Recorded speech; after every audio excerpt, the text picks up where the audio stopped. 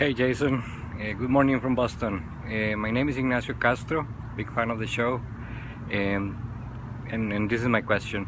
We are working on a platform called Proximity to connect software developers in Latin America with the startups, and we are working on this initially from Boston.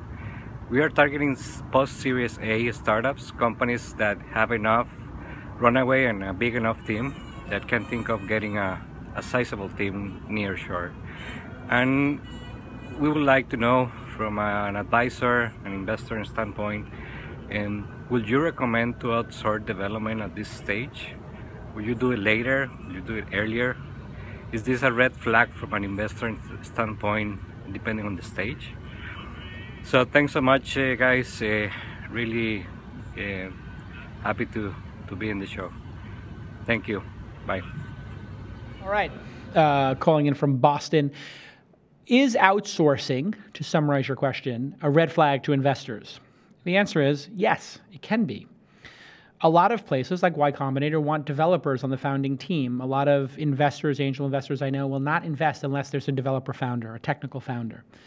I am not as rigid about this because I've seen over and over again people like Evan Williams or Travis from Uber, et cetera, who are not writing code, create great companies like Twitter and Uber. So, you can't paint with a super wide brush. It is helpful when you have developers in a startup early on because they can be more capital efficient, which is to say they don't have to worry about a developer leaving because you have a developer who owns a massive chunk of equity in the company known as the founder.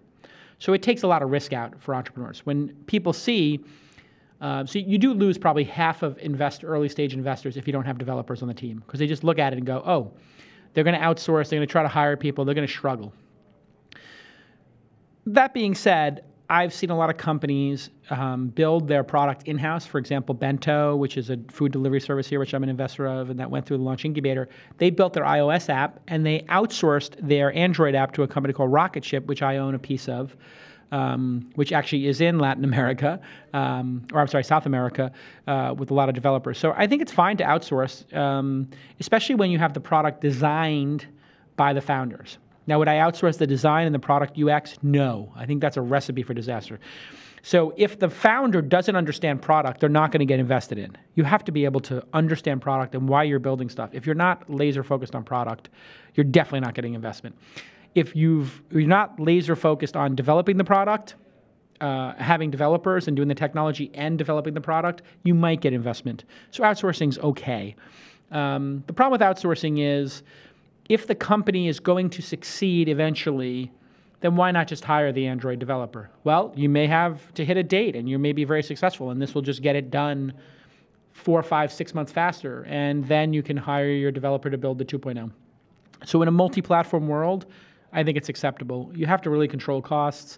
You have to have somebody on your team who really knows how to manage those people. But everything worth doing is worth doing right. So I think you need to build a great technology team in your office every day, working with the product team, working with the sales team, working with the growth and marketing team. That's the right way to do it here in Silicon Valley.